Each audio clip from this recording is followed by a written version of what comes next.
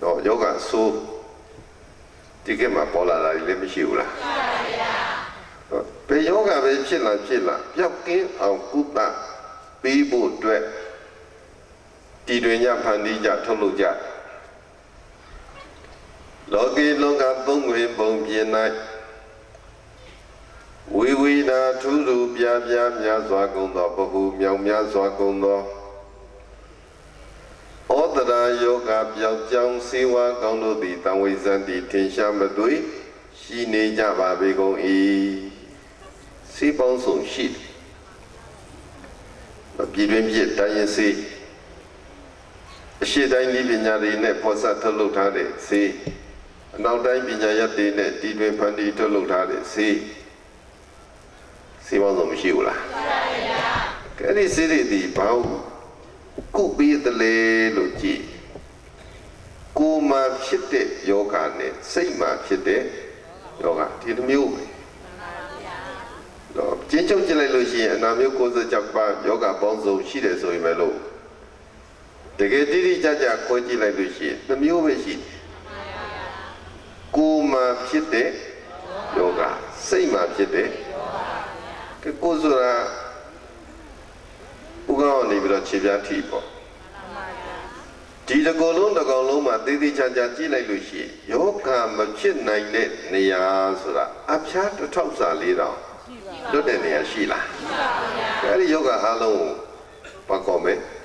ကိုယ်မှာဖြစ်တဲ့ယောဂဒီကိုယ်ရဲ့ဖွဲ့စည်းမှုမှာအသာအသွေးအကျော်ယုတ်တော့အတွင်းကစိတ်ပိုင်းမျိုးစုံရှိနေတဲ့အတွက်ကြောင့်မလို့အသားမှာဖြစ်တဲ့ယောဂအယိုးမှာဖြစ်တဲ့ယောဂအကျောမှာဖြစ်တဲ့ယောဂခန္ဓာကိုယ်ရဲ့အပြင်ဘက်မှာမြင်သာထင်သာရှိတဲ့ယောဂကိုယ်တွင်းကလိစာအဆုပ်အသေးနှလုံးကြောက်ကစတဲ့ကိုယ်ကစိတ်ပိုင်းတွေမှာဖြစ်တဲ့ယောဂလို့ကိုယ်မှာဖြစ်တဲ့ယောဂလေမြောင်များစွာနော်ယောဂမဖြစ်တဲ့သူဆိုတာရှိလားရှိပါဗျာကိုယ်မှာလည်းယောဂဖြစ်တယ်စိတ်ညစ်တယ်စိတ်ဆင်းရဲတယ်စိတ်ပင်ပန်းတယ်စိတ်မကြည်မသာဖြစ်တယ်စိတ်ဓာတ်တွေမကန်ဖောက်ပြန်တယ်တက်ကြွလွန်းတယ်နှိမ့်ကြလွန်းတယ်စသည်ဖြင့်စိတ်ယောဂမျိုးလည်းရှိတာနော်ကဲအဲ့နှမျိုးလုံးကိုဘုန်းကြီးတို့ကထပ်ပေါင်းကြည့်လိုက်တယ်တလုံးနဲ့ပြောမယ်ဆိုရင်ခန္ဓာမှာဖြစ်တဲ့ယောဂကဲဘာယောဂခေါ်ခန္ဓာမှာဖြစ်တဲ့ယောဂဘယ်သူတွေဖြစ်ကြသလဲခန္ဓာရှိသူမှန်သမျှမှာခန္ဓာမှာဖြစ်တဲ့ယောဂမကင်းပါဘူးခန္ဓာကိုယ်ဖွဲ့စည်းမှုရပုံသဏ္ဍာန်မျိုးကိုယ်ခြေနှကြောင်းခြေလေးကြောင်းခြေကြောင်းများစွာခြေမရှိတဲ့တ attva ပုံမှန်နေတယ်ရေမှန်နေတယ်လေထုထဲမှနေတယ်မမြင်နိုင်တော့အောင်သိငယ်တဲ့အလော့လုံးကိုကြီးမားတယ်ပေါ့ပုံသဏ္ဍာန်အရွယ်စားမျိုးစုံရှိနေကြခန္ဓာရှိသူမှန်သမျှမှာပါရှိနေတော့ယောဂရှိတယ်ဖြစ်လာတဲ့ယောဂတွေကိုလည်းပဲတိကျွမ်းတက်ကျွမ်းနဲ့နားလည်တဲ့သူတွေကကုသပေးဖို့ကြိုးစားတယ်အဲ့ဒါကြောင့်မို့လို့ဆေးမျိုးဘုန်းကြီးတို့နေညာမလတ်ဒီတွင်နေကြထုတ်လုပ်နေကြအသစ်ဆန်းဆိုတာလည်းပဲနေရှိသမျှပေါ်ထွက်နေကြနိုင်ငံသီးသီးစေပညာရှင်တွေသိပ္ပံပညာရှင်တွေကစူးစမ်းပြီးတော့လူတွေမှာဖြစ်တဲ့ယောဂပေါ့ကုပေးဖို့တိရစ္ဆာန်တွေဖြစ်တဲ့ယောဂတွေကုပေးဖို့အထုကြဒီလောကမှာမြောင်များစွာသောစေဝါဆိုတာရှိပါလေဓမ္မောတရသမဏတိဓမ္မောတရသမံဘုရားရှင်တကြွတဲ့တရားရည်အမြဲစေးနဲ့ဒူတဲ့စေးဆိုတာဒီနတ္တိမရှိပါအဲ့ဒီစေးတွေခန္ဓာမှာဖြစ်တဲ့ယောဂကုတဲ့စေးတွေဘလောက်စွမ်းမြတ်စွာဘုရားရှင်တကြွတဲ့တရားရည်အမြဲစေးလောက်တော့အစွမ်းမရှိပါနော်မှန်ပါဗျာပြောခဲ့ပြီးသားတော့လောကစေဝါတို့သည်ခန္ဓာမှာဖြစ်တဲ့ယောဂကိုသာကုပေးနိုင်တယ်ခန္ဓာမှာဖြစ်တဲ့ယောဂကုပေးနိုင်တယ်ဆိုတော့ခန္ဓာဖြစ်တိုင်းမှာပါရလားယောဂ ရခန္ဓာရှိသူမှန်သမျှပါရှိတယ်ယောဂရှိတယ်ခန္ဓာရှိသူမှန်သမျှယောဂရှိတယ်ကဲဒီယောဂတွေကကုလို့ပြောက်တာလည်းရှိတယ်လို့ကုလို့မရတာလည်းဘယ်ထိတောင်မှနှိမ့်ဆက်တော့သိဆုံးတဲ့အထိကိုနှိမ့်ဆက်တယ်ကုမရတော့ဘူးဘလောက်စွမ်းရှိဘလောက်စေဝါကောင်းဘယ်နိုင်ငံထုတ်လုပ်တဲ့ဆေးပြည့်တော့တိမေယောဂဆိုကုလို့ရမရပါဘူးဗျာတိမေယောဂဘုန်းကြီးတို့မှမရှိဘူးလားရှိပါတယ်ဗျာမြတ်စွာဘုရားတက်ကြွေးတဲ့ဆေးရတရားရည်အေးအမြိုက်စေအမြိုက်စေဆိုတဲ့စကားလုံးကမတိစေးလို့ပြော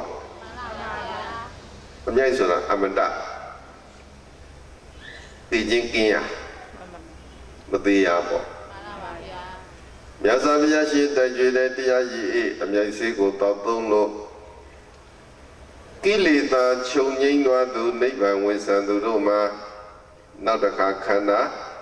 ဖြစ်မလာဘူးခန္ဓာမဖြစ်တော့ရင်ယောဂဆိုတာရှိအောင်လားရှိပါဘူးဗျာအခုလက်ရှိဖြစ်တဲ့ယောဂပြောင်းကုနောက်တစ်ခုလာတာနောက်တစ်မျိုးပေါ်လာပြန်ပြီနောက်တစ်ခုဖြစ်ပြန်ပြီနဲ့တစ်ချိန်ချိန်မှာဘယ်လိုကုမရတဲ့သီမဲ့ယောဂနောက်ဆုံးကုမရမယ့်ယောဂဘာယောဂခေါ်ကိုစီကိုငတ်လူတိုင်းတ attva တိုင်းမှာသီမဲ့ယောဂရှိတယ်နော်သီမဲ့ယောဂကိုလက်ရှိ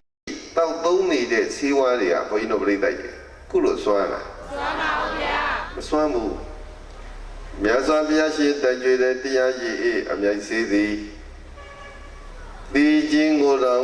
ရောက်ကင်းစေတဲ့မသေးတဲ့နိဗ္ဗာန်ကိုရောက်စေတယ်တရားစီရဲ့အစွမ်းမသိဘူးလေမသိဘူးဆိုတာဘာလို့မသိတော့ခန္ဓာမရရင်မသိတော့ဘာလို့သိတော့ခန္ဓာရရင်သိဦးမှာအခုမရတော့ဘူးမပြောက်တော့ဘူးဆိုလို့ရှိရင်ခန္ဓာပျက်စီးသွားတယ်ခန္ဓာပျက်စီးသွားတော့လေကိလေသာရှိနေလို့ရှိရင်ကိလေသာရှိရင်ဘုန်းကြီးတို့နောက်တစ်ခါခန္ဓာအသိပြန်ဖြစ်မှာနော်ခန္ဓာပျက်စီးသွားချိန်မှာလက်ရှိဖြစ်နေတဲ့ယောဂလည်းပျောက်သွားမှာခုဖြစ်နေတဲ့ယောဂတွေခံစားနေရတဲ့ဒုက္ခတွေဝေဒနာတွေယောဂတွေအလုံးဒီဘယ်ချိန်ထိပဲတည်တတ်တည်ရှိနိုင်တယ်လဲဆိုလို့ရှိရင်သိတဲ့အထိပဲရှိနိုင်ပြောချင်တာလက်ရှိခံစားရတဲ့ယောဂတွေ့ကြုံနေတဲ့ယောဂမှန်သမျှဒီဘဝမှာနေဖြစ်တယ်ပေါ့နောက်ဘဝရောက်တဲ့အခါမှာဒီယောဂတွေကပါသွားသေးတယ်မပါသွားတော့လေဘာပါသွားလဲလို့ကြည့်ကိလေသာပါသွားတယ်ပါသွားကိလေသာပါသွားတယ်ဆိုလို့ရှိရင်ခန္ဓာပြန်ဖြစ်မယ်ခန္ဓာပြန်ဖြစ်ရင်ယောဂအသစ်တွေမလာဘူးလားအဲ့ဒါကိုသိတော်မူမြင်တော်မူတဲ့မြတ်စွာဘုရားမဟာပိဋကအမည်ရတဲ့ဘုရားရှင်သည်ဓမ္မောသရဆိုတဲ့တရားစင်းတဲ့ဘာယောဂတွေကိုပြီးလဲဆိုတော့ကိလေသာယောဂမထမ်းတော့မှန်ပါဗျာတရားစင်းဘာလို့တောင်းရလို့ကိလေသာယောဂရအောင်ကဲလို့ဆိုလို့ရှိရင်ဘုန်းကြီးတို့ဥတရားမရသေးတဲ့သူမညံပုံညာမရသေးတဲ့သူမှန်သမျှမှာဘာယောဂတွေရှိကြမရှိဘူးလားရှိပါတယ်ဗျာလောဘသည်လည်းယောဂဒေါသသည်လည်းယောဂမောဟကလည်းယောဂပဲအခုလက်ရှိခံစားနေရတဲ့ကိုယ်မှာစိတ်မှာဖြစ်တဲ့ယောဂဖြစ်လာလို့ရှိရင်ယောဂဖြစ်သူသည်စိတ်ပင်ပန်းတဲ့စိတ်ဆင်းရဲတယ်မခံကြီးမခံသာဒုက္ခရောက်တဲ့အော်ဟစ်ကြီးညူနေရတဲ့မျက်ရည်ကြတယ်ကိဘာယူပါလို့တော့မှကုညီမတောင်းလားတော့ဒါယောဂရဲ့လက္ခဏာတွေယောဂပဲဖြစ်ဖြစ်မသက်သာကိုယ်လည်းပင်မစိတ်လည်းပင်မကိုယ်လည်းဆင်းရဲစိတ်လည်းဆင်းရဲအခုမြတ်စွာဘုရားကိလေသာကိုယောဂလို့ပြောလိုက်တော့ကိလေသာယောဂမှာလည်းထပ်တူထပ်မြတ်ဆိုတော့ပြောတဲ့ပြင်ပယောဂခန္ဓာမှာရှိတဲ့ယောဂတွေနဲ့ထပ်တူထပ်မြတ်ခံစားရတာတွေရှိနေတာလောဘယောဂဖြစ်လာရင်လည်းစိတ်ပင်ပန်းမယ်ကိုယ်ပင်ပန်းမယ် လူချင်းမှုရခြင်းမှုချစ်ခင်မှုနှစ်သက်မှုတွေနဲ့ခန္ဓာကိုယ်လည်းပင်မနေစိတ်လည်းပင်မနေရချင်းသားလေးမရလို့လူချင်းသားလေးမရလို့စိတ်မကောင်းဖြစ်တယ်ဝမ်းနေတယ်မျက်ရည်ကျတယ်ငိုကြွရတယ်ပေးပါလို့တောင်းပန်နေရတဲ့ကုညီတောင်းခံနေရတယ်ဘာယောဂဖြစ်တော့လောဘကိလေသာယောဂဘာယောဂလောဘကိလေသာယောဂပါဗျာကဲအဲ့တော့ပြန်ကြည့်တော့ကိုယ်မှလောဘရှိလားမရှိဘူးလားရှိပါတယ်ဗျာလောဘရှိရင်ယောဂကင်းသူလားယောဂရှိသူလောဘရှိပါဗျာရှိနေတဲ့လောဘကဟောတိုင်းတာပမာဏနိုင်ချင်ကြီးပေါ့ငါတို့လောဘတွေရှိတယ်ဒါလူတိုင်းသိလူချင်းမှုတွေတက်မဲ့မှုတွေချစ်ခင်တဲ့မှုတွေရှိအဲ့ဒီရှိနေတဲ့လောဘကလည်းနည်းနည်းလားများများနည်းနည်းလူချင်းလားများများနည်းနည်းချစ်ခင်တာလားများများကဲလောဘယောဂလည်းတော့မသက်သာဘူးအပြင်းထန်ဖြစ်နေတဲ့ယောဂပြင်းနေဒေါသကြည့်လိုက်တော့လည်းပဲဒေါသယောဂဒေါသကိလေသာမကင်းနိုင်ကြဘူးဒေါသဖြစ်လဲကိုယ်ပင်မစိတ်ပင်မကိုယ်ဆင်းရဲစိတ်ဆင်းရဲဒေါသဖြစ်လို့မိုက်နဲ့မစားနိုင်နေဖြစ်တယ်မျက်ရည်ကျတယ်စူပူအော်ဟစ်တောင်းကြနေတယ်ကိုယ်ပါကေပါလို့တော့မှပြောရဆိုရတယ်ဒေါသယောဂရဲ့လက္ခဏာတွေဒါကြည့်သောအဖြစ်ဘုန်းကြီးတို့ပြိဿမှာဒေါသကိလေသာယောဂရှိတာသိကြနေပြီသိကြဘူးလားသိကြပါရဲ့ဗျာရှိတဲ့ဒေါသရောနည်းနည်းလားများများပါဗျာဟောလောဘလည်းများတယ်ဒေါသလည်းများတယ်ဗျာအဲ့လိုဆိုလို့ရှိရင်ကိုဖြစ်နေတဲ့ယောဂပမာဏကိုပြန်ကြည့်တော့နည်းနည်းဖြစ်တာလားပြင်းပြင်းထန်ထန်ဖြစ်တော့ဆိုးဆိုးဝါးဝါပြင်းပြင်းထန်ထန်ကိုခံစားနေရတဲ့ယောဂတွေဒီယောဂတွေဒီပန်ထဲမှာပြောင်းပါတော့ဆိုရင်ဓမ္မောတဒဓမ္မဆိုတာတရားလို့သိပေရမှန်ပါဗျာဓမ္မဆိုတာပါတရားပါဗျာကဲအခုဓမ္မလာမင်းဆိုတော့ဘာလာမင်းလာမင်းနဲ့တူတဲ့တရားဒီဟုသောလာမင်းအခုဓမ္မောတဒတရားတီးဟုသောစေဓမ္မတရားဩဒနာကစေပါစေတော့တရားရည်မျက်စိကိုတိုက်ကျွေးမယ်ဆိုတဲ့အတိုင်းဘုန်းကြီးတို့ပြိဿများတရားနာလာကြတရားနာလာတယ်ဆိုတာဒီဘာလာလို့တာစေးလာတော့တာစေးတော့တာတရားစေးစောလားမစောလားလို့ကြည့်လောဘဒေါသတွေကြောင့်ပူလောင်နေသူပင်ပန်းနေသူစိတ်ဆင်းရဲကိုယ်ဆင်းရဲဖြစ်နေရသူတွေတရားနာလိုက်ရင်ထိုက်တော့တော့ငြိမ်အေးတယ်စိတ်ပူလောင်ပင်ပန်းမှုတွေဒီတရားနာစေကာလမှာတကယ်တရားအာရုံပြုနေရင်မငြိမ်ဘူးလားငြိမ်ပါရဲ့ဗျာမငြိမ်သွားရင်တော့မှတော်တော်လေးတက်တာသွားတယ်ဒါစေတော့တရားစေစွမ်းလားမစွမ်းဘူးဘယ်လောက်ထိစွမ်းလဲဆိုလို့ရှိရင်မြတ်စွာဘုရားအာမခံတဲ့ကိုကုတဲ့သမားတော်ကြီးအာမခံတဲ့ကုတဲ့မာပိတကသမားတော်ကြီးတို့အမိခန္ဓာအကြောင်းမဲ့မဟုတ်သတ္တဝါတို့ရဲ့တဏ္ဍာမှာဖြစ်ပေါ်နေတဲ့ကိလေသာယောဂလူနာမြမတွေမှာဖြစ်ပေါ်နေတဲ့ကိလေသာယောဂကိုဘုရားရှင်သည်အာမခံတဲ့ကုတဲ့ငါဘုရားရှင်ညွှန်ကြားတဲ့အတိုင်းသာတိတိကျကျလိုက်နာပြီးတော့တရားစေတော့ရင်တဲ့9ရက်အတွင်းမှာပြောင်းမယ်လို့မိတ်ဘယ်ရက်စွမ်းလားစွမ်းပါတယ်ဗျာကိုကအကြီးကျယ်ယောဂဖြစ်နေတဲ့သူနော်မှန်ပါဗျာလောဘလည်းအများကြီးဒေါသလည်းအများကြီးသို့သောဝါပြင်းပြထန်ထန်ဖြစ်နေတဲ့ဒီကိလေသာယောဂတွေကိုဘုရားရှင်အမခံတဲ့ကိုကုငါဘုရားပိတ်ကြားတဲ့အတိုင်းညွန်ကြားတဲ့အတိုင်းသာတိတိကျကျတရားစေသောက်တယ်ဗတိယနဲ့ပြဗတိယနဲ့ပြပါဗျာအဲ့ဒါမဟာသတိပဋ္ဌာန်သုတ်တံမှာအမခံမှန်ပါဗျာကိုနည်းနဲ့ပျောက်သွားသူတွေမရှိဘူးလားဆိုတော့ရှိပါဗျာချွတ်အဲ့လုံးနဲ့မရယောဂအသိကြီးတဲ့အခါကျတော့9ရက်နဲ့မရတဲ့သူတွေက ခုနလားဆိုပြောက်တယ်လို့မိတ်တယ်ခုနလားခုနလားဆိုတာတစ်လတွင်းမှလည်းပြောင်းနိုင်တယ်နှစ်လတွင်းမှလည်းပြောင်းတယ်သုံးလလေးလတွင်းလည်းဘယ်လိုဆုံးခုနလားခုနလားနဲ့ပြောင်းတယ်ဒါတော့မှမပြောက်သေးဘူးဆိုရင်ဒီဆေးကိုညွှန်ကြားချက်တိုင်းဆက်လက်ပြီးတော့တောက်တယ်လုံးစုံတောက်ရရင်ခုနှစ်နှစ်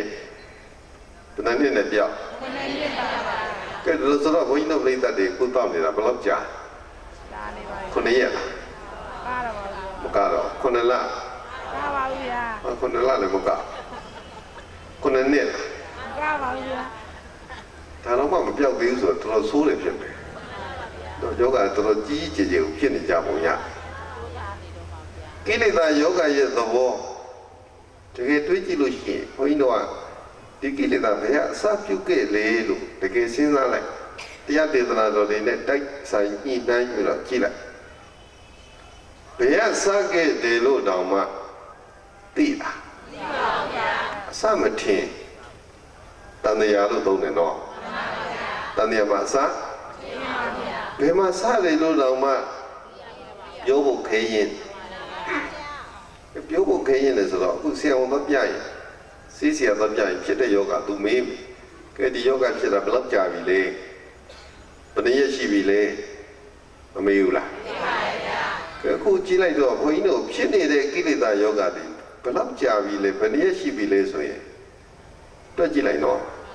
အစမထင်တန်ត្រာကစဖြစ်လာတယ်ဆိုတော့ခဏလေးလားကြာပြီလားအာကန္တုယောဂလားနာတာရှိလားဘောခုမှပေါ်တယ်နာတာရှိယောဂသေးတယ်နော်ကိလေသာယောဂတွေဖြစ်တာနာတာရှိကြီးတွေဖြစ်တယ်ပြင်းထန်နှိမ့်ဆက်တဲ့ကိလေသာဓာတ်တွေခံလဲခဲ့ရတာဒီဘဝပေါင်းများစွာဘဝပေါင်းများစွာသန္တရာမှာဖြစ်လာတဲ့ကိလေသာယောဂဘလောက်ပင်ပြင်းထန်နေပါစေတရားရည်အေးအမြဲစေးကိုတောက်သုံးရင်တက်တာလေတက်တာသွားတယ်တိတိတန်တာကိုတက်တာစီးစွမ်းရင်တစ်ခွက်နှစ်ခွက်လောက်တောက်လိုက်ရုံနဲ့တော့စီးစွမ်းမပြဘူးလားဘုန်းကြီးတို့တိုင်းရင်စေးလောကမှာသုံးလုံးနဲ့သုံးလုံးရှိစေးကောင်းရင်ဟိုနည်းနည်းလေးတောက်လိုက်တာနဲ့ပျောက်ဘုရားရှင်တက်ကြွေးတဲ့တရားရည်အများကြီးမကောင်းလားကောင်းပါဗျာနည်းနည်းလေးတောက်ရုံနဲ့လေကောင်းပါဗျာတချို့သူတွေတရားတပုတ်နာတယ်တရားတက္ကထာနာတယ်ဆုံးမစကားတခွန်းရတယ်ဒေသနာဝတ္တနေတရားဒီကုံဆုံးတဲ့အချိန်ခါ၌ဘဟုများစွာကုန်သောပရိသတ်တို့သည်သောတာပတ္တိဖလာတိနိသောတာပတ္တိဘုသာတိတို့သို့ပါပုနိုင်သူရောက်ကြလေကုန်၏ဒီတုတ်တန်နေတရားတော်တွေမှာဏိဂုံးတတ်တဲ့အခါဏိဂုံးချုပ်စကားရှိတရားဆုံးရင်နဲ့တရားဏိဂုံးဆုံးသွားတဲ့အခါမှာတချို့ကသောတာပန်ဖြစ်တယ်တချို့ကသက္ကတကံဖြစ်တယ်တချို့ကအနာဂံဖြစ်တယ်တချို့ကယန္တာဖြစ်တယ်တရားတပုတ်နာတယ်တရားတက္ကထာနာတယ်တရားစကားတခွန်းလိုက်နာတယ်ဆိုတာ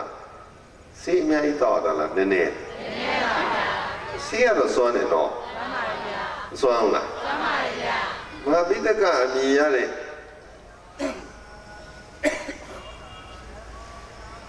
ဘုရားရှင်ကလည်းပဲတကယ်ကိုစွမ်းတဲ့သမားတော်ကြီးနော်တကယ်စွမ်းတဲ့သမားတော်ကြီးဆိုတာကိုယ်တိုင်ဒီစေနီကိုရှာဖွေပါလေမရရအောင်ကြိုးစားပြီးတော့ရှာခဲ့တယ်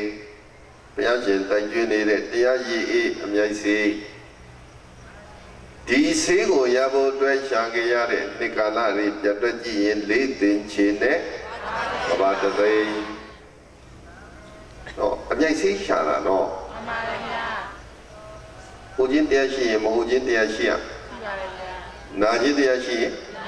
နာချင်းတရားရှိရသိချင်းတရားရှိရင်သိချင်းတရားရှိရမယ်ဆိုပြီးတော့ဒီခံယူချက်နဲ့ရှာခဲ့တာမှန်ပါတယ်ဗျာစင်းဒီမတွေ့တဲ့အောင်ရှာခဲ့တာလေးသိင်ချေနဲ့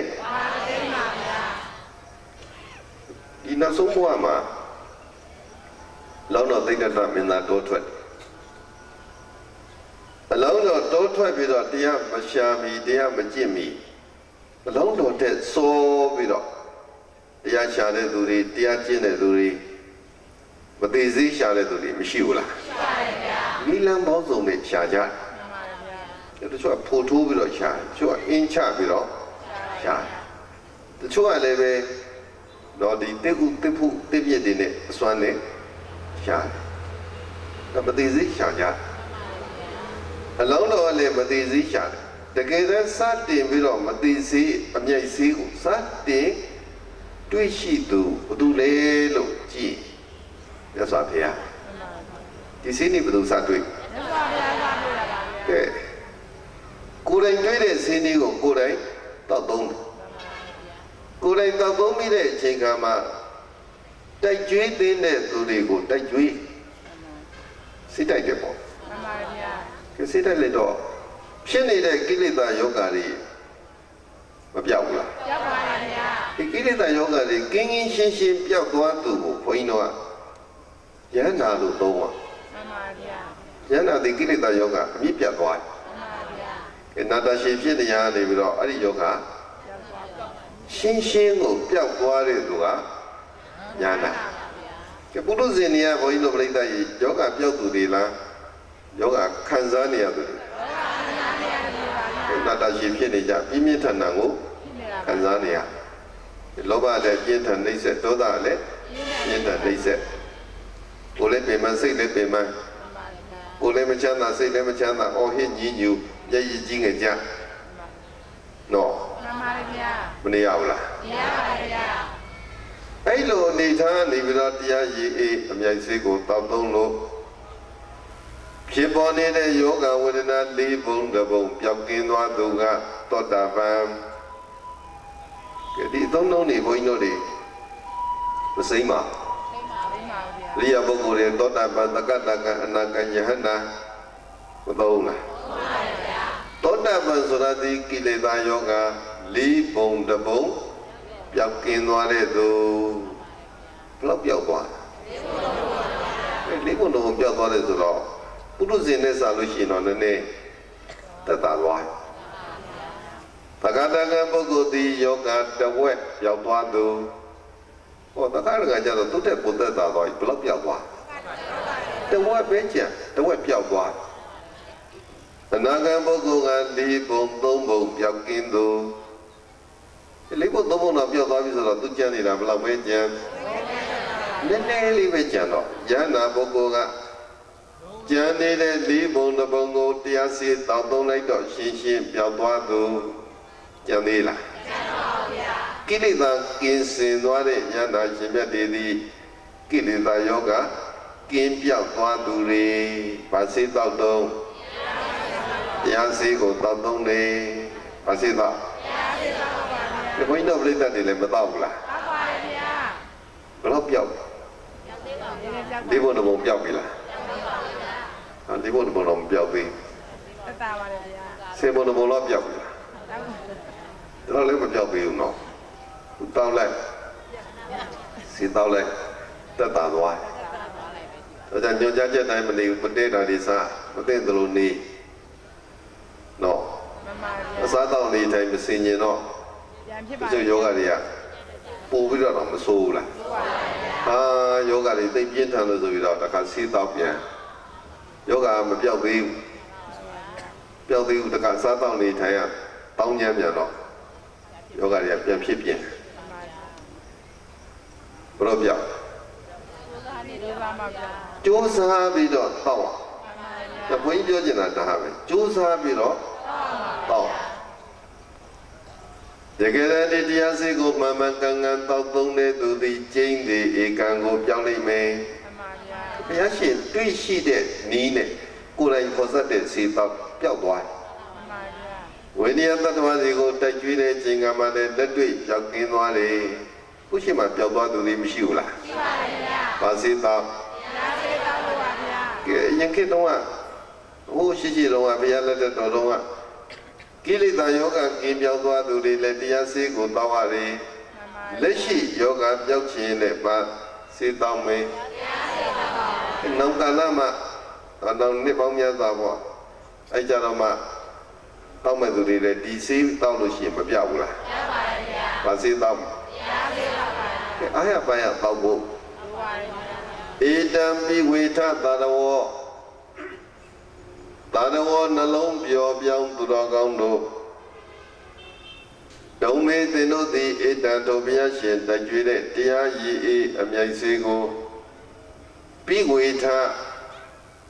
အာပါတယနှစ်နှစ်ချိုင်ချိုင်ကိုတောင်းလိုက်ကြကုန်ရ၏တဲ့အာရပါရကိုတောင်းရမယ်နှစ်နှစ်ချိုင်ချိုင်ကိုတောင်းရမယ်ဆိုတော့စီးကြောက်နေလို့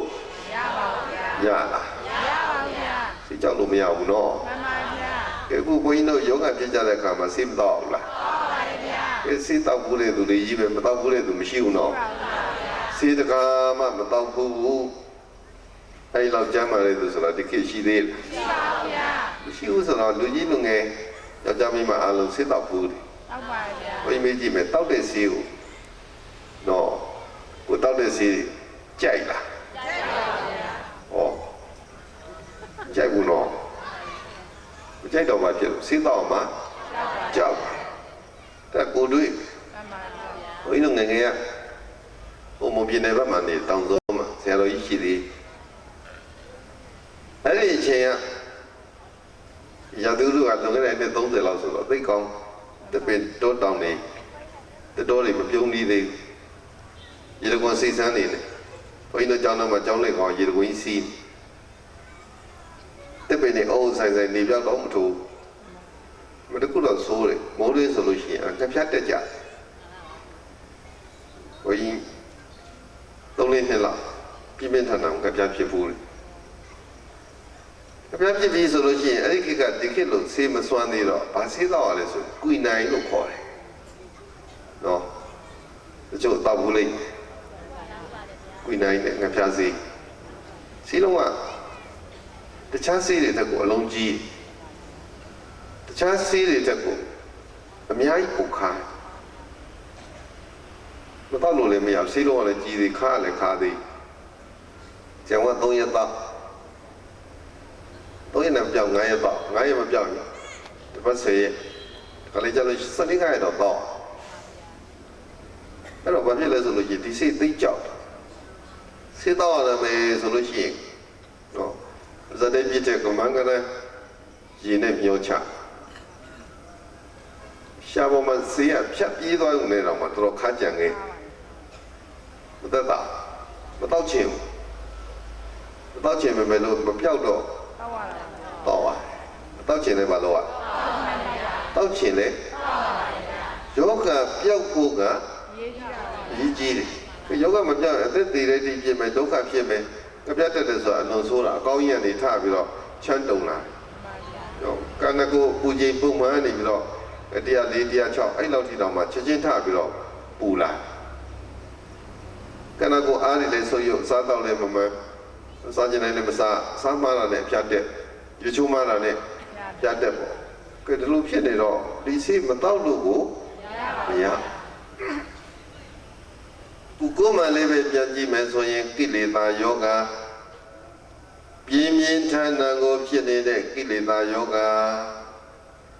ပြောက်အောင်မလုပ်မယ်တရားစီကိုတောင်းရမယ်နော်မှန်ပါဗျာတရားစီတောင်းတဲ့အခါမှာညွှန်ကြားချက်5ချက်ကိုဘုန်းကြီးတိတိကျကျပေး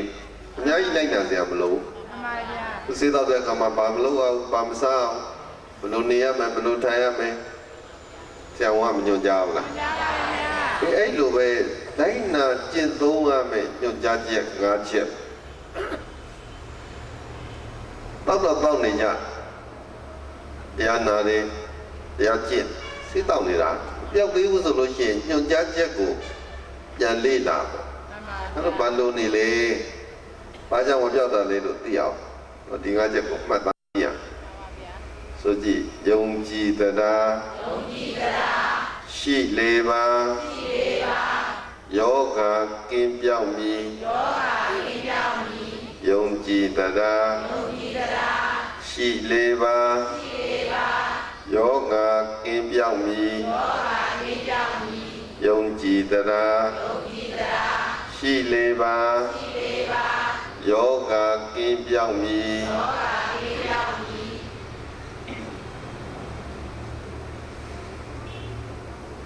ပါရှိရယုံကြည်တဲ့တရားတရားရှိရမယ်ခုလက်ရှိယောဂဖြစ်လာတဲ့အခါခန္ဓာမှာဖြစ်တဲ့ယောဂဖြစ်ပေါ်လာတဲ့အချိန်ခါဖြစ်လာတဲ့ယောဂကိုပျောက်ကင်းအောင်ကုမယ်အခုဆရာဝန်စီသွားမယ်ပေါ့ဆေးဆရာစီသွားမယ်ပေါ့ဒီတော့ဆရာဝန်များစွာရှိတယ်ဆေးဆရာပေါ့မြောက်များရှိတယ်တွားကျင်တဲ့သူစီသွားတာလားရွေးပြီးသွားရွေးပြီးသွားပါဗျာဘယ်သူကတော့ဘယ်ယောဂမှာကျွမ်းကျင်တယ်မှန်ပါဗျာဘယ်ဆရာစီသွားမှဖြစ်မယ်ဘယ်ယောဂဖြစ်ဘယ်ဆရာစီသွားမညုံလားညုံပါဗျာဟုတ်တဘောကိုကုသပေးမဲ့သမားတော်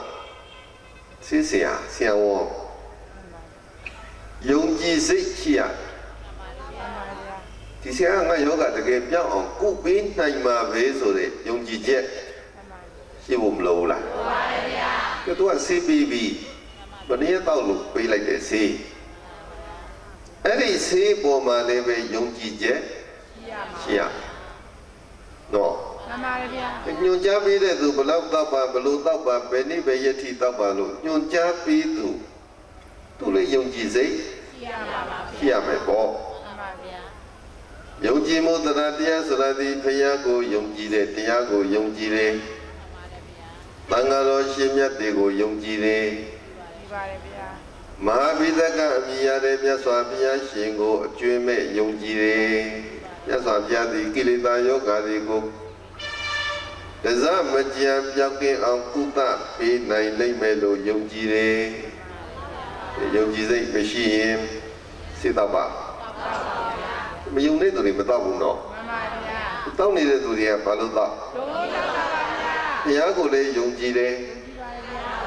မြတ်စွာဘုရားရှင်တန်ကြွတဲ့ဓမ္မောဒရအမိရတဲ့တရားစီကိုလည်းယုံကြည်တယ်ဘာစီတော့တရားစီရလည်းပဲယုံကြည်စိတ်ချလို့ဖြစ်နေတဲ့ကိလေသာယောဂဒီစိနဲ့မှာပြောင်းမှာတခြားစိနဲ့ရလားမရပါဘူးဗျာတခြားစိနဲ့မရဒီစိတောက်မှကိုပြောင်းမှာတရားတွေလည်းနာမယ်တရားတွေလည်းကျင့်ရမယ်တော့တရားနာခြင်းသည်လည်းစိတောက်ခြင်းမှာတရားကျင့်ခြင်းသည်လည်းစိတောက်နေတာနာလည်းနာကျင့်လည်းကျင့်ဒီစိကိုညွှန်ကြားချက်တိုင်းနဲ့တောက်ယုံကြည်စိတ်ချစွာနဲ့လေတောက်သုံးပါမှကိလေသာယောဂပြောင်းပါဘုရားလည်းယုံတယ်တရားလည်းယုံတယ်သံဃာတော်ရှင်မြတ်တွေကိုလည်းယုံကြည်တယ်သံဃာတော်ရှင်မြတ်တွေကဒီတရားစီးနည်းကိုထိမ့်သိမ့်တာပြီးမှန်ပါတယ်ဗျာရှာဖွေတွေ့ရှိသူဟာမြတ်စွာဘုရားမြတ်စွာဘုရားဘုန်းကြီးတို့ပရိသတ်ကိုတရားဓမ္မတွေခြံနာပေးတယ်ဆိုတာဒီအမှန်ပြောလို့ရှိရင်စီးနည်းပေးသွားမှန်ပါတယ်ဗျာပါပေးသွားစိတ်ကြီးပေးသွားပါဗျာစိတ်ကြီးပေးသွားတော့သံဃာတော်ရှင်မြတ်တွေကဒီစိတ်ကြီးမပြောက်အောင်ထိမ့်သိမ့်ထားမှန်ပါတယ်ဗျာစောက်ရှောက်ထားမှန်ပါတယ်ဗျာဒီစိတ်ကြီးတွေကိုပြန်ပေးတဲ့ဆေးတွေပေါ်ဆက်ပြီးတော့တိုက်ကျွေးမှန်ပါတယ်ဘုန်းကြီးတို့တရားခေါ်ပေးနေတယ်ဆိုတာဘုန်းကြီးတို့တရားနာပရိသတ်တွေကိုဆေးတိုက်နေတာမှန်ပါတယ်ဗျာတော့တရားခေါ်နေတာဗာနဲ့တူဆေးတိုက်ရတယ်ဒီပါလေဗျာတရားနာနေတာဗာနဲ့တူဆေးတိုက်ရတယ်ပါဗျာတောက်တဲ့သူတွေကဆေးကြိုက်လားဆေးကြောက်ကြိုက်မှဖြစ်မှာနော်ဆေးကြောက်တယ်ဆိုပြီးတော့တရားလည်းမနာတရားလည်းမကျင့်ကျွတ်တရားနာမှာကြောက်ကျွတ်တရားကျင့်ရမှာကြောက်တယ်ကဲသူတွေကယောဂပြောက်ပြပါဦးဗျာဘယ်လောက်ပဲကြောက်ကြတောက်လို့မဖြစ်ဘူးဘယ်လောက်ခါခါတောက်ရတဲ့ဆေးလို့တောက်ရမှာမဖြစ်မနေတောက်ရမှာလို့ခံယူပြီးတော့တောက်သုံးရင်ကြောက်မှာဒီယုံကြည်စိတ်ပြေဝနဲ့တောက်သုံးသူသည်ကျင့်သည်ဧကံယောဂပြောင်းမယ်ကိလေသာယောဂတွေကိုအကျွေးမဲ့ပြောက်ကင်းအောင်ကုသပေးမှသည်တရားစေပါဘသူပေးတော့အခုဘုန်းကြီးတို့ဟောပေးတယ်ဆိုရင်လည်းဘုန်းကြီးတို့သိလို့ပေးတာမဟုတ်မြတ်စွာဘုရားပေးတဲ့ဆေးနည်းပြန်ပေးတာဘုရားပေါ်ဆက်ပေးတဲ့ဆေးပြန်တိုက်ကျွေးတာမှန်ပါဗျာ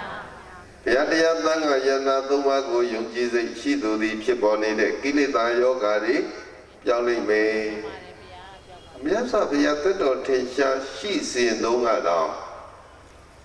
နော်ဘုရားမယုံကြည်တဲ့သူတွေမကြည်ညိုတဲ့သူတွေအများကြီး မှန်ပါဗျာ တိုက်ခံနေပြုကြရန်နေလုံးကြတာတော့မရှိဘူးလား ရှိပါဗျာ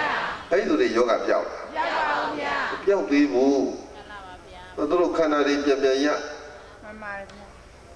ခန္ဓာတွေပြန်ပြန်ရတော့ရတဲ့ခန္ဓာမှာယောဂဝေဒနာတွေဆွဲကပ်လာတယ် မှန်ပါဗျာ လူတွေပဲယောဂဖြစ်တာမဟုတ်ဘူး မှန်ပါဗျာ သတိဆန်နေရော ဖြစ်ပါဗျာ မကြက်ငက်တုတ်ကွေးလို့ပါတော့ ဖြစ်ပါဗျာ ကျွန်တော်တုတ်ကွေးရဘယ်လိုဖြစ်တာ ဒီမှာဖြစ်တာပါဗျာ ကိုကြက်တဲ့ငက်တွေတော့တုတ်ကွေးကွေးကို မှန်ပါဗျာ ဒီလိုမျိုးတွေအကုန်လုံးကယောဂရှိကြခန္ဓာရှိသူမှန်သမျှယောဂရှိမတော့သုံးတဲ့သူတွေကခန္ဓာပြန်ရ မှန်ပါဗျာ ခန္ဓာဖြစ်ကြောင်းသည်ကိလေသာ မှန်ပါဗျာ ဘုန်းကြီးတို့ရနေတဲ့ခန္ဓာဘာကြောင့်ရလဲလို့တရားနဲ့ရှင်ပြီးတော့ဆင်ញင်စဉ်းစားကြည့်ဒီခန္ဓာကြီးဖြစ်လာတဲ့အကြောင်းက ကိလေသာ လောလောပြောလို့ရှိရင်လူကျင်လို့ရတာလားမလူကျင်မဲရဘလို့ရလူကျင်လို့ရတာတဲ့ခန္ဓာနော်ကိုရတဲ့ဘဝကိုဖန်တီးတဲ့ဘဝ မှန်ပါဗျာ ဒီလိုဖြစ်ခြင်းနဲ့ဒီလိုရခြင်းနဲ့ဆိုပြီးတော့တောင်းတခဲ့ဒီလိုရအောင်ဖြစ်အောင်လို့လုပ်ထားတဲ့ခန္ဓာရယူထားတဲ့ခန္ဓာခန္ဓာရှိရင်ပါရှိမယ်ယောဂရှိမယ်ယောဂရဲ့ဖြစ်ကြောင်းဒီခန္ဓာယောဂပေါင်းစုံစုပြုံထေထားတဲ့ကိုယ်တောင်ကြီးနဲ့တူတဲ့ခန္ဓာယောဂပေါင်းစုံပေါင်းစုံအောင်စုပြုံထေထားတဲ့ခွက်ကြီးနဲ့တူတဲ့ခန္ဓာအဲ့ဒီခန္ဓာကြီးဖြစ်လာတာဘုသူကြောင့်ကိလေသာကြောင့်ခန္ဓာရရင်ယောဂရမယ်ဆိုတော့နောက်ဘဝရရင်လည်းပဲနောက်ခန္ဓာနောက်ခန္ဓာရပြန်တော့နောက်ယောဂ ရပါပါဗျာ မလာဘူးလား ရပါပါဗျာ နောက်တဘဝရပြန်တော့နောက်ခန္ဓာတစ်ခုနောက်ယောဂတစ်ခုမလာဘူးလားအဲ့တော့အကြောင်းရှာတယ်နော် မှန်ပါဗျာ ဘာကြောင့်ဒီယောဂဖြစ်တာလဲလို့သိသိချာချာဇင်းမြစ်ကိုလိုက်ကြည့်လိုက်တဲ့အခါဩမာပိတကအမြင်ရတယ်မြတ်စွာဘုရားကမြင်တွားတွေ့သွားတယ်ကိလေသာကြောင့်အဲ့ဒါကြောင့်ကိလေသာကိုပေဖြတ်ပြီးဖို့အတွက်တရားစီကိုတိုက်ကြွေးတရားစီရဲ့အစွမ်းဦးလက်တွေကိုတစ်ခွက်လောက်တောက်လိုက်တာနဲ့ကိုသိတာ မှန်ပါဗျာ ဖြစ်နေတဲ့ကိလေသာတွေလောဘဒေါသတွေတရားနာစင်မှာယော့နေသွားတယ်ဦးတရားနာနေခိုင်းမှာလောဘဖြစ်သေးတယ် ဖြစ်ပါဗျာ တရားနာနေရင်လည်းဒေါသရောဖြစ်သေးတယ် ဖြစ်ပါဗျာ နော်တရားမနာပဲနေလောဘလည်း ဖြစ်ပါ ဖြစ်ခြင်းဖြစ်နေမှာပဲဒေါသလည်း ဖြစ်ပါဗျာ ဖြစ်ခြင်းဖြစ်နေမှာတရားစီရဲ့အစွမ်းကဒီအခိုက်အတန့်လေးမှာလောဘဒေါသကိလေသာတွေကိုငြိမ်းနေစီငြိမ်းုံမဲ့မကပျောက်ကင်းတဲ့ထိတော့အစွမ်းတတ္တိရှိတဲ့စေ မှန်ပါဗျာ ယုံကြည်စွာနဲ့တောက်သုံးဖို့တော့လိုလိမ့်မယ် မှန်ပါဗျာ တစ်ချက်မှတ်တော့ မှန်ပါဗျာ ယုံကြည်ကြီးတောက်ပါယုံကြည်တောက်ဆိုတာတထာတရားလို့ခေါ်တယ်ယုံကြည်သလားဆိုတာဗာတရားသရတရားရှိသူသည်ယောဂပြောက်ဖို့ပညာတွေလုံလဝိရိယကြိုးစားပန်းစားနဲ့စီတောက်သုံးသူသည်လည်းယောဂပြောက်ဖို့ပညာတွေကြိုးစားပြီးတော့စီတောက်ရမယ် မှန်ပါဗျာ ဆိုကြိုးစားလုံလရှိလေကယောဂကင်းပြောင်းမည်ကြိုးစားလုံလရှိလေကယောဂကင်းပြောင်းမည်ကြိုးစားလုံလရှိလေကယောဂကင်းပြောင်းမည်လုံလဝိရိယရှိပါမှဒီယောဂကြီးပြောက်ပါလိမ့်မယ်လုံလဝိရိယသည်အရာရာမှာလိုနေတယ်ကဲအခုပုဒ်တပြင်းအသေးအတန်စီဝါရှာကြတယ်စီဝါရေးတွေလောက်ကြတဲ့အခါမှာကြိုးစားပြီးတော့နေဘူးမရှောင်မိုးရောမရှောင်လောက်ဘူးလား လုပ်ပါဗျာ ကြိုးစားပြီးတော့စီဝါရှာတဲ့သူကမကြိုးစားတဲ့သူတွေတော့တာသွားတယ်စီဝါရှာမှလည်းကြိုးစားသူကတာလာပညာရှာတဲ့နေရာမှာလည်းပဲကြိုးစားသူနဲ့မကြိုးစားသူနဲ့မတူဘယ်သူကပိုအောင်မြင်အရာရာလို့ပဲပြောရမှာနော်တရားရှာရမှာကုသိုလ်ရှာရမှာလည်းကြိုးစားသူမှရနိုင်တယ် မှန်ပါဗျာ တို့တရားရဖို့တတော်တတလေးတော့ရနိုင်မယ်တင်တယ်ကြိုးစားပါ မှန်ပါဗျာ ကဲကုသိုလ်ဖြစ်ချင်လည်းပဲဘုန်းကြီးတို့ဒီတိုင်းနေရလားကြိုးစား ပါဗျာ တော့အလွယ်ဆုံးကုသိုလ်စဉ်းစားကြည့်ဒါနပေးလူလိုက်အခုရှိတဲ့ပစ္စည်းလူတာဒါနပဲလို့သိတယ်ကလေးလူကြီးယောက်ျားမိန်းမဆင်းရဲချမ်းသာအလုံးလူနေကြဒါပေမဲ့လို့လူချင်းစိတ်ရှိုံနဲ့ဒါနမဖြစ်လာဘူးစိတ်ထဲမှာလူချင်းလိုက်တာနှုတ်ကနေပြီးတော့လူချင်းတယ်ပြောုံနဲ့ဒါနဖြစ်လာ ဖြစ်ပါဗျာ လူနိုင်အောင်ကြိုးစားနေရတယ်လူပြည့်အောင်ကြိုးစားနေရတယ်လူနိုင်အောင်ဆိုတာလူပဲဝတ္ထုမပြည့်စုံသေးရင်ပြည့်စုံအောင်စုဆောင်ရ မှန်ပါဗျာ စုဆောင်တာပြည့်စုံနေပြီဆိုတဲ့အချိန်ကမှလည်းတကယ်ကိုလူပြည့်အောင်လူနိုင်အောင်ကြိုးစားရတယ်သီလဆောက်တယ်ဆိုတာလည်းအလွယ်တကူဖြစ်တာမဟုတ်သီလဆောက်ဖို့ကြိုးစားတယ်ခုတရားနာလာတယ်ပေါ့ဘုန်းကြီးတို့ပြိဿတွေတရားနာလာတာကိုလွယ်လားလာနိုင်အောင်မလုပ်ရမလန်ကြီးချက်တာတွေပြုတ်တာတွေလျှော်တာတွေဖွတ်တာတွေသိမ်းတာတွေဆဲတာတွေမလုပ်အောင်လားအဘေချင်းတို့တရားဝဲသွားမယ်မသွားခင်မှာဘယ်ကိစ္စတွေတော့ပြီးအောင်လုပ်မှဘယ်လုပ်တွေတော့လုပ်သွားမှဖြစ်မယ်ကြိုးစားမှတရားနာဖြစ်တယ် မှန်ပါဗျာ တရားဓမ္မကျင့်သုံးသူသည်လည်းကြိုးစားကျင့်ကြံပွားများအထုပ်ပါမှတရားရမယ်နော် မှန်ပါဗျာ တရားစည်းကိုတောင်းသုံးသူသည်ကြိုးစားတောင်းဖို့တော့လိုတယ်ကြိုးစားတောင်းဆိုတာတစ်ခွက်မပြောင်းရင် နှစ်ခွက်တော့ နှစ်ခွက်တော့နှစ်ခွက်မပြောင်း သုံးခွက်တော့ပါဗျာ ခုနှစ်ခွက်လောက်တောင်းပြီ မှန်ပါဗျာ နော်တနေ့နေလား မှန်ပါဗျာ ဒီနေ့တော့ဘယ်နှကြိမ်ရှိ လေးလေးကြည့်ပါ 14ကြိမ်ရှိလွန်ခဲ့တဲ့နေ့တော်များများဘိန်းတင်တယ်ကိုစားမိုင်း4ကြိမ်5ကြိမ်လောက်ကဖြစ်မယ်တစ်ခါဘုန်းကြီးလာခေါ်ဖို့လေတော့တစ်ခါလား2ခါလားတော့မသိ2ကြိမ်လောက်တော့ရောက်ဖို့လေထင်တယ်တနေ့ကိုဘုန်းကြီးတို့ပြိဿတွေ5ပါး10ပါး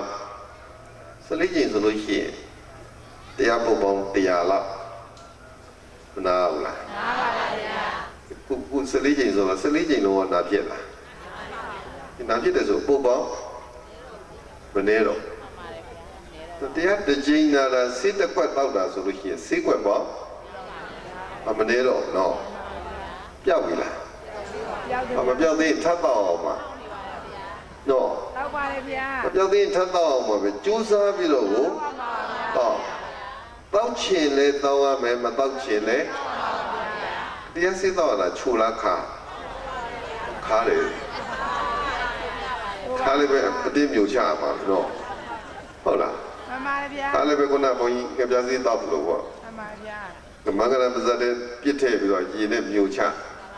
ဒါတော့မှရှာပေါ်ဖြတ်ပြေးတော့ဘာဖြစ်သေး ခါပါလေဗျာ တရားစီရတဲ့ခါတယ်သူကဟုတ်လားတရားနာတာလဲစိတော့တာတရားကျင့်ရတာလဲ သိတာပါဗျာ ဘယ်စီရပုခါနာတာလည်းမသက်တော့ကျင့်ရတာနော်သက်တော့ဆိုခါရည်ပဲပေါ့ခါပေမဲ့လို့ကြိုးစားကတောက်မှပြောင်းမယ် မှန်ပါဗျာ ဆိုတော့ပြောခဲ့တယ်တရားဆုံးတဲ့အချိန်ခါမှာတရားရသွားလွယ်လိုက်တာပါရမီရှင်လေးတရားအသိမြင်ရတာမြန်လိုက်တာဆိုပြီးတော့ဘုန်းကြီးတို့ကအဲ့ဒီဘဝအခြေအနေကိုသာမြင်တယ်တို့တချို့ကလုံခဲ့တဲ့ဘဝပေါင်းများစွာဘဝတစ်ခုမှတော့မှနှစ်ထောင်တောင်းချီပြီးတော့ကြိုးစားကြင်ကြံခဲ့တဲ့ပါရမီတွေမပါဘူးလားပါပါတယ်ဗျာခုမှတောက်တာလားယင်တွေကတောက်ယင်တွေကတောက်ပါဗျာဘုန်းကြီးတို့ပြိဿတရားကခုမှတောက်တာလားယင်တွေကယင်တွေကတောက်ပါဗျာခုမှစားလို့တာမဟုတ်ဘူးနော်မှန်ပါဗျာခုဘုရားဘာသာဝင်လာဖြစ်တဲ့ဘုရားတရားတန်ခါယနာသုံးပါးယုံကြည်တဲ့ကုသိုလ်ကောင်းမှုတွေဒီစိမ့်မှမှပြုကျင်စိတ်လည်းရှိတယ်ပြုလည်းပြု မှန်ပါဗျာ တရားဓမ္မလည်းဝါသနာပါတယ်စိတ်လည်းဝင်စားတယ်ဆိုတာအရင်တော့ကဒီစေးတောက်ခဲ့လားမတောက်ခဲ့ဘူးအရင်တော့မနှစ်ခွက်လောက်တောက် သိပါဗျာ ခွက်ပေါင်းများစွာကြိမ်ပေါင်းများစွာတောက်ခဲ့ပါပဲခုလည်းတောက်နေ မှန်ပါဗျာ အခုယောဂတော်တော်ကြီးကြီးတယ်ဆိုတော့ခုချိန်ဒီကိုမပြောက်သေးဘူးနော် မှန်ပါဗျာ အနာမတက်ကတန္တရာစခဲ့တဲ့ယောဂဆိုတော့ နာတာရှိအပြင်းစားကြီးဖြစ်နေတဲ့ယောဂဆိုတော့ဒီလောက်နဲ့ ကြောက်ပါ မပြောက်သေးဘူးမပြောက်တော့ပါဘူးဆိုပြီးတော့စိတ်လျှော့နေလိုက်လို့ရလားဘာလို့อ่ะကြိုးစားကတောက်သုံးနေရမယ်ကြိုးစားလုံးလားရှိပါမှယောဂကင်းပြောင်းမယ်တော့တရားလိုတွေဝိရိယလိုတွေနောက်တစ်ခုဘုန်းကြီးတက်ပြောမယ်ညွှန်ကြားချက်တစ်ခုပေါ့တတိလိုပါတယ်ဆိုတတိမမေ့တာရှိလေပါယောဂကင်းပြောင်းမည်တတိမမေ့တာရှိလေပါယောဂကင်းပြောင်းမည်တတိမမေ့တာရှိလေပါယောဂကင်းပြောင်းမည်မမေ့မလျောမပေါ်မဆသတိတရားရှိပါမှယောဂပြောင်းမယ်ကဲတချို့ယောဂဆရာဝန်ဆေးပေးလိုက်ဒီနေ့ဘယ်နှကြိမ်တော့ သုံးချိန်ပါဗျာ ကဲ3ကြိမ်တော့မယ် အမှန် ဆေးတော့ဖို့မေး အမှန်ဗျာ မနေ့တော့မဆေးမနေ့မတော့ဖြစ်နေကင်းတော့မဆေး နေကင်းမ နေကင်းမတော့ဖြစ်ညတော့မဆေး ညမတော့ဖြစ်ပါဘူးဗျာ မတော့ဖြစ်ပြောက် ပြပါဘူးဗျာ ဘာလို့မတော့ဖြစ် ညွှန်ကြားတဲ့တိုင်း မေးသွားတယ်နော် မှန်ပါဗျာ တချို့ဆေးတွေကဘုန်းကြီးတို့မသိမချင်းတော့တဲ့ဆေးတွေရှိတယ် ရှိပါတယ်ဗျာ တွေးတိုးတို့နှလုံးတို့စီးကြိုးတို့အဲ့ဆေးမျိုးကမေးလို့ရ မရပါဘူးဗျာ အမေအတိအတော်ကိုစိုးစိုးဝါးဖြစ်တယ် မှန်ပါဗျာ မေးလို့ကို မရပါ မ ဘူး ရဒါကြောင့်မြတ်စွာဘုရားရှင်ကမိန့်ကြားတဲ့အပ္ပမတိနာသဗ္ဗတိထာစေတော့ဖို့ မေးပါ မမေ့ပါနဲ့အပ္ပမတိနာမမေ့မလျောမပေါ့မဆတတိတရားနဲ့ပြည့်စုံအောင်နေတတိထားလို့မိန့်တယ်တတိထားဆိုတာဘာလို့ဖို့စေတော့ဖို့တတိထားတော့မူရင်းစကားကုသိုလ်ပြုဖို့တတိထား မှန်ပါဗျာ တရားမမေ့နဲ့နော် မှန်ပါဗျာ တပည့်ရဒီတုတ်တန်နဲ့ကြိုက်အောင်ဒီတရားနဲ့ကြိုက်အောင်ပြောတဲ့ခါကျတော့စေးတော့ဖို့မေ့လို့ရလား မရပါဘူးဗျာ မေ့လို့မရတော့မေ့တဲ့သူ ပြောက်ပါ မမေ့တဲ့သူလူနှမျိုးရှိသွားတယ် မှန်ပါဗျာ ဘယ်သူကပြောက်မေ့တဲ့သူက ပြောက်ပါဘူးဗျာ မပြောက်တဲ့ပြင်ပူတော့မှဆိုသွားသေး မှန်ပါဗျာ ပမာဒနဲ့အပမဒပမာဒဆိုတာဒီမေ့လျော့ခြင်းမှာအပမဒသည်မမေ့မလျော့ခြင်းမှာအပမဒေနသဗ္ဗတိထမမေ့စေနဲ့မေ့ခြင်းကိုဘယ်လောက်ထိတောင်မှမြတ်စွာဘုရားရှင်ပြစ်တင်တော့ဆိုလို့ရှိရင်မေ့တဲ့သူသည်တည်သူနဲ့တူတယ်လို့တော့မေ့ မှန်ပါဗျာ မေ့တဲ့သူဘယ်သူလို့ တည်တယ်ပါဗျာ ကဲတည်သွားတဲ့သူအသက်ဝင်ရင်ကင်းသွားတဲ့အချိန်ကမှကုသိုလ်ကောင်းမှုတွေဖြစ်သေးရဲ့လား ဖြစ်ပါဘူးဗျာ တရားဟောဖြစ်သေးရဲ့လား ဖြစ်ပါဘူးဗျာ မေ့နေသူကလည်းကုသိုလ်ဖြစ်သေးရဲ့လား ဖြစ်ပါဘူးဗျာ တရားဟောဖြစ်သေးရဲ့ ဖြစ်ပါဘူးဗျာ အဲ့ဒါကြောင့်မေ့သူသည် တရားကြီးနဲ့ တည်သူပဲမမေ့မလျောတတိရှိနေသူသည်ကုသိုလ်တရားတွေလည်းရှင်သန်နေတယ်တရားဓမ္မတွေလည်းတိုးတက်ကြီးပွားနေတဲ့မသေးမဲ့သူအမျက်ရှင်းရသွားလို့ရှိရင်မသေးတော့ မှန်ပါဗျာ မျက်စိရသွားပြီပြိဋိဘံဆက်သွားပြီဆိုရင်နောက်တစ်ခါခန္ဓာမရနောက်တစ်ခါခန္ဓာမရရင်ဇာတိဆိုတာမရှိဇာတိမရှိရင်ဇရာဆိုတာမလာဘူးဇရာမရှိဘူးဇာတိလည်းမရှိခန္ဓာတော်ကမရှိဘူးဆိုတော့နောက်တစ်ချိန်တည်စရာဘောရှိသေးရဲ့မတည်တော့ဘူးလေ မှန်ပါဗျာ တော့မမေ့မလျော့တရားစေကိုတောက်သုံးသူသည်မတရားမှမျက်နှိပ်ပံကိုရောက်နိုင်တဲ့မမေ့စေနဲ့ဟိုတို့ကကိစ္စတွေများတဲ့အခါလုပ်တွေများတဲ့အခါဘုန်းကြီးတို့ကမေ့သွားကြ မှန်ပါဗျာ ဘာလို့မေ့သွားလဲလုံးဝမဲ့လုပ်တစ်ခုမလုပ်ပြလို့မေ့လိုက်လို့ရှိရင်ဟာအလုပ်ကများတာကိုကိစ္စတွေကများတာကိုလုံးဝမှမေ့သွားတယ်စီဝါရေးလုပ်တဲ့အခါမှာပေးရမှာလို့ယူရမှာလို့မှားရမှာလို့တော့တတိမထားဘူးမေ့တယ်ဆိုလို့ရှိရင်စီဝါဖြစ် ဖြစ်ပါဘူးဗျာ ပညာသင်တဲ့အခါမှာမေ့တတ်တယ်ဆိုလို့ရှိရင်ဒီပညာရက်တွေကောင်းလည်းမရှိရင်ပညာရ မရပါဘူးဗျာ တရားရှာသူမှလည်းပဲမိမိရော့ရော့နေတရားရ မရပါဘူးဗျာ မရဘူးမမေ့မလျော့နေရတယ် မှန်ပါဗျာ မ လုပ်တွေများလို့တဲ့ခါကျတော့တနေ့တနေ့မိုးလျမိုးချုပ်သားရေးသမီးရေးစီးပွားရေးအိမ်တော်ရေးလူမှုရေးရရေးရွာရေးနိုင်ငံရေးမများဘူးလားများပါဗျာများတော့တနေ့သာကုန်သွားတယ်လှုပ်เสียမကုန်သေးဘူးမှန်ပါဗျာနောက်နေ့မှဆက်လုပ်မယ်နောက်နေ့မှလုပ်ဖို့အလုပ်တွေတော့ထားလိုက်ရဒီလောက်တောင်မှအလုံးများအလုံးရှုပ်နေတဲ့ခါကျတော့လူဖို့မေ့သွားတယ်တော့တရက်ကုန်သွားတယ်လူဖို့သတိမရမှန်ပါဗျာတနေ့ပြီးတနေ့သာကုန်သွားတယ်သီလဆောက်ဖို့သတိမရတရားနာဖို့တရားကျင့်ဖို့သတိကိုမရမလုပ်ချင်လို့မဟုတ်မလုပ်ချင်လို့မဟုတ်တချို့ကဘေးရနေပြီးတော့သတိဘေးတိုက်တော့မှလူအောင်ဘယ်နေရာတော့လူတဲ့နေလူအောင်နှိုးစော်လိုက်တော့မှဟုတ်သားပဲဆိုပြီးတော့လူဖို့သတိရနော်ကဲဥပုသ်နေ့ဝါရိကလာဥပုသ်စောင့်ကြတာများဟာဒီတဝါတော့တို့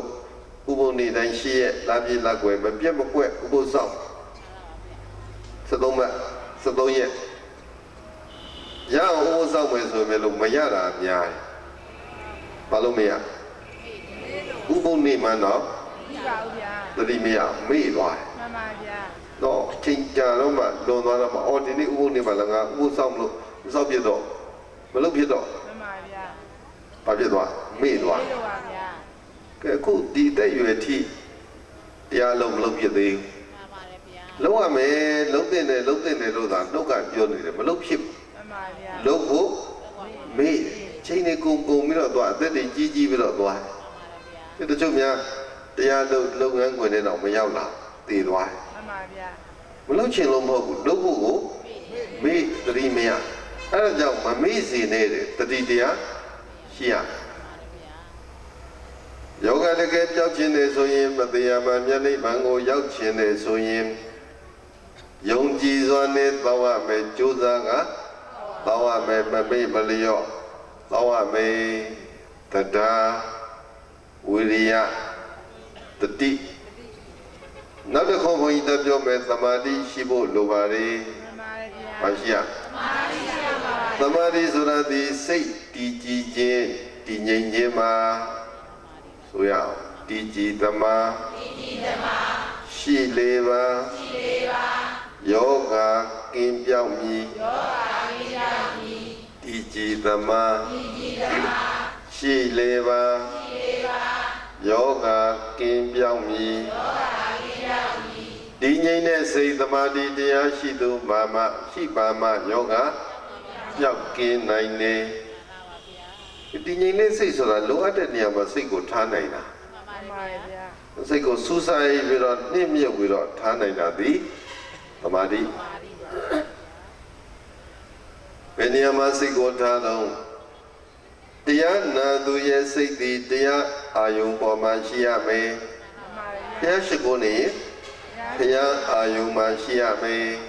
တရားတော့နာပါရဲ့တရားကင်းတဲ့တရားပေါ်ကင်းတဲ့တော့ထိုင်နေတယ်နားလေဆွင့်ဒါပေမဲ့စိတ်ကဟိုရောက်ဒီရောက်ဟိုစဉ်းစားဒီစဉ်းစားဟိုတွေးဒီတွေးဆိုတော့ဟောပြောတဲ့တရားတွေကိုဟောပြတဲ့တရားတွေကိုအပြည့်အဝလုံးစီပါစေမှတ်မိကုံစင်အောင်တတိမပြုမိလိုက်ကဲစိတ်ငြိမ်လို့လားမငြိမ်လို့မငြိမ်ပါပြောလိုက်တယ်ဆိုတာတော့မှတ်မိလားသိကောသိလိုက်ကဲတမာတိမရှိရင်မရနိုင်တော့တမာတိမရှိရင်မရဘုရားရှိခိုးတယ်ဆိုလို့ရှိရင်ဘုရားအာယုံပေါ်မှာစိတ်ကနှိမ့်မြုပ်ပြီးတော့ကိုထားနိုင်ရဒီကြည်တဲ့စိတ်တမာတိရှိသူမှကိလေသာယောဂါတွေကိုပျောက်ကင်းအောင်ကုလို့ရပါမယ်ကုတော့ကုပေးတာပဲကုပေးတဲ့သမားတော်ကလည်းစွမ်းတက်တဲ့ဆေးရလည်းစွမ်းနေတောက်သူကလည်းတောက်တော့တောက်တယ်ညွန့်ကြားချက်တိုင်းမလိုက်နိုင်ရင်ပြောက်ဖို့ခဲရင်းနေလိုက်မယ်အဲ့ဒါကြောင့်မလို့ကွာသွားတချို့ကတရက်သေးနဲ့တရားရတချို့က9ရက်မှရ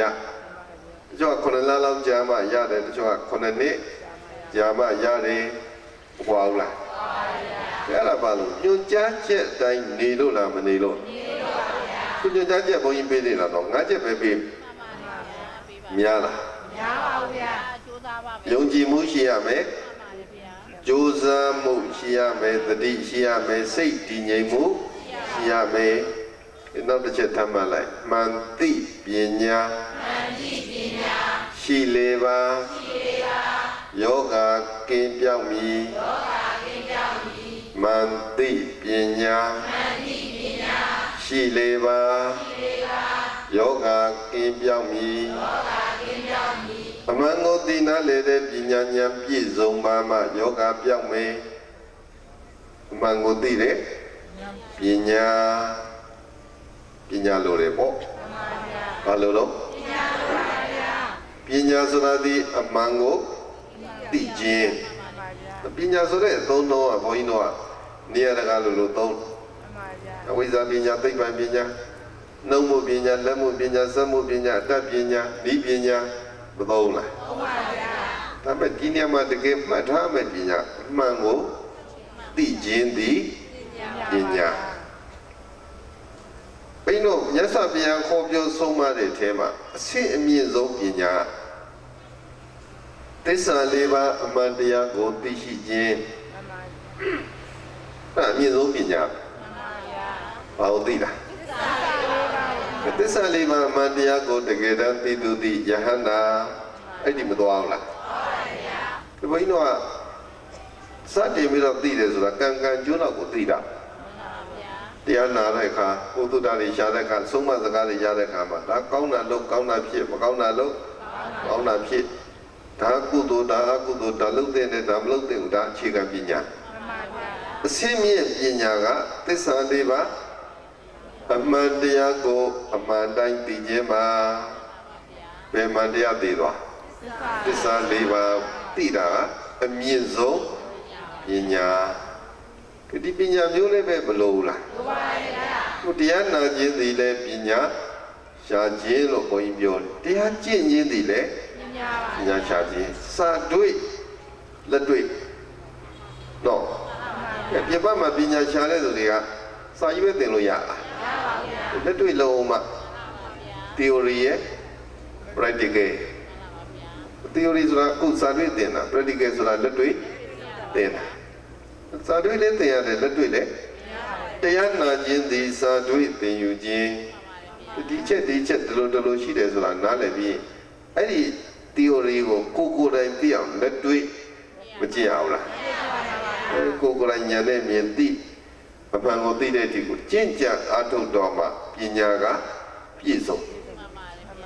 သရဝိရိယတတိသမာဓိပညာတရားတွေပြည့်စုံသူသည်ကိလေသာယောဂရှင်းပြောင်းလိုက်မယ်သာရဝနှလုံးပျော်ပြောင်းသူတော်ကောင်းတို့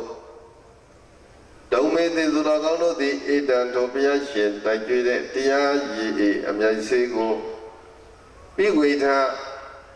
အာယပါယနေချိုင်ကိုတောင်းလိုက်ကြကုန်ရာတည်း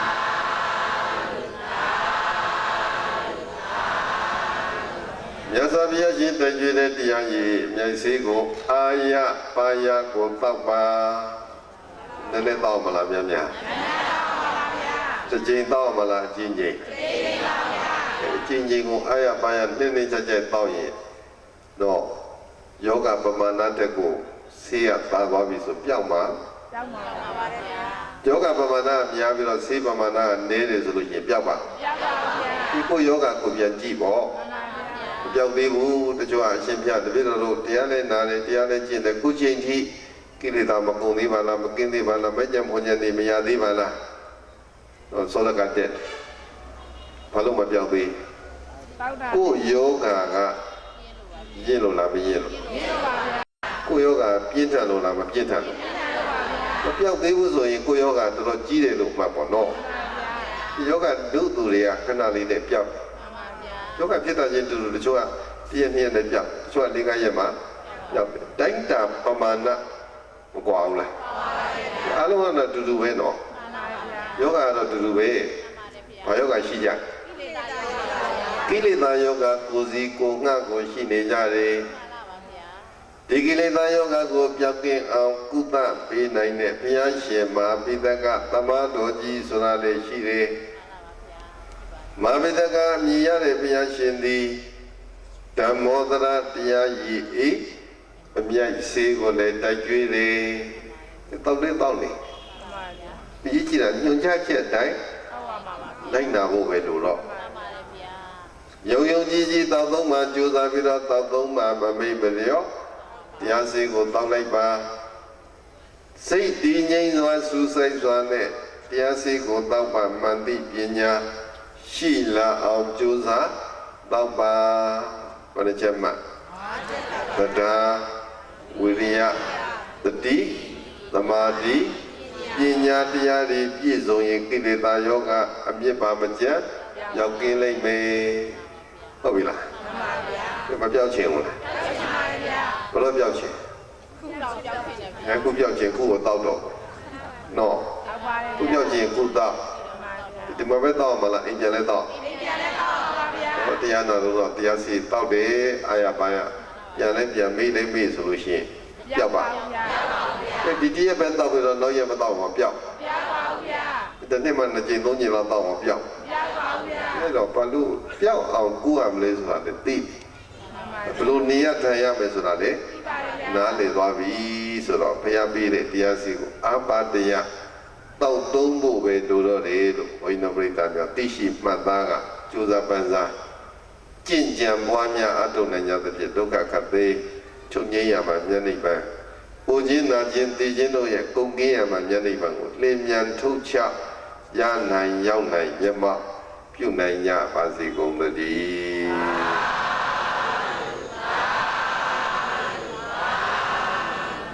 ဘောရိယပစ္စယောဟောတုဣဒံနောပုံညမင်္ဂလံ